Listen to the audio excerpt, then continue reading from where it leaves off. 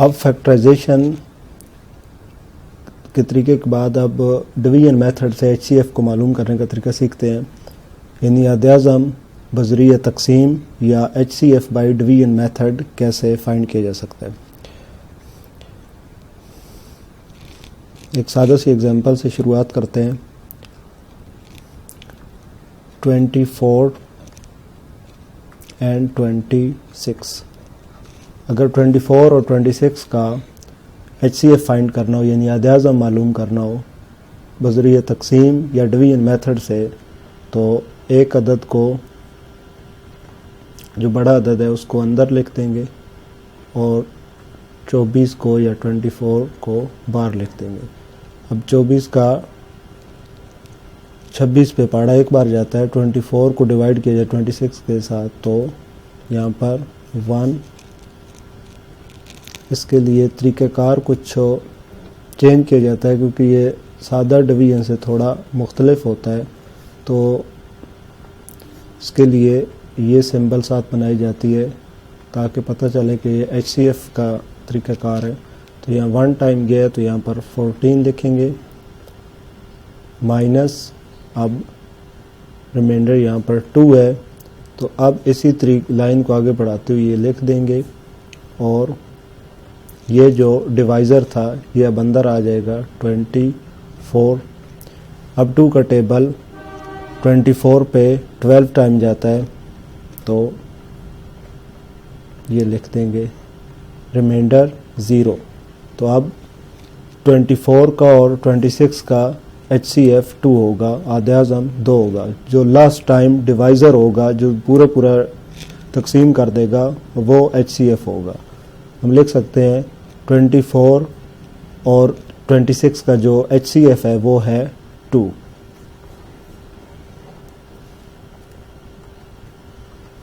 ये जो last divisor होता है ये HCF होता है।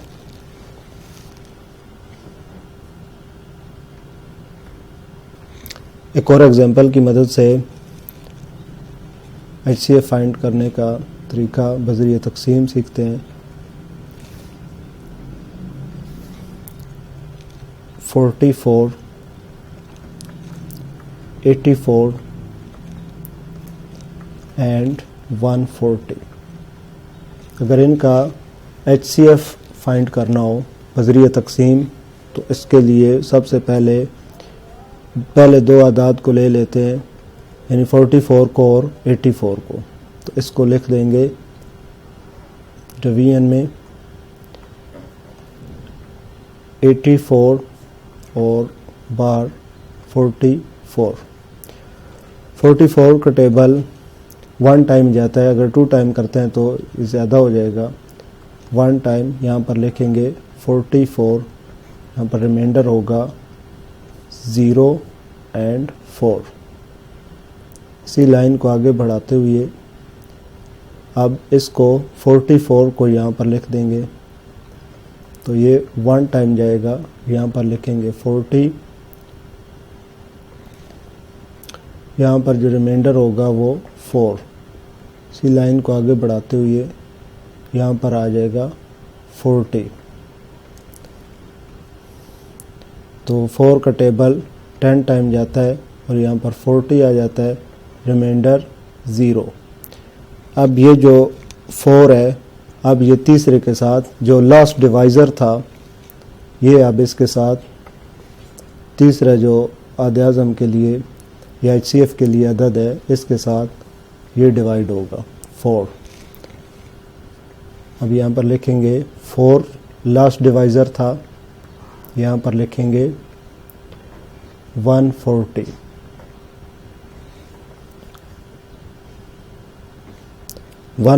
पे यहाँ पर 2 टाइम लेकर जाते हैं,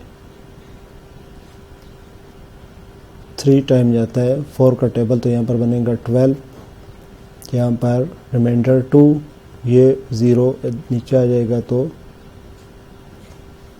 20। अब 4 का टेबल डायरेक्टली भी, क्योंकि ये छोटा अदद रह गया तो इसके साथ मुकम्मल लेकर जाते हैं तो ये बनेगा 20।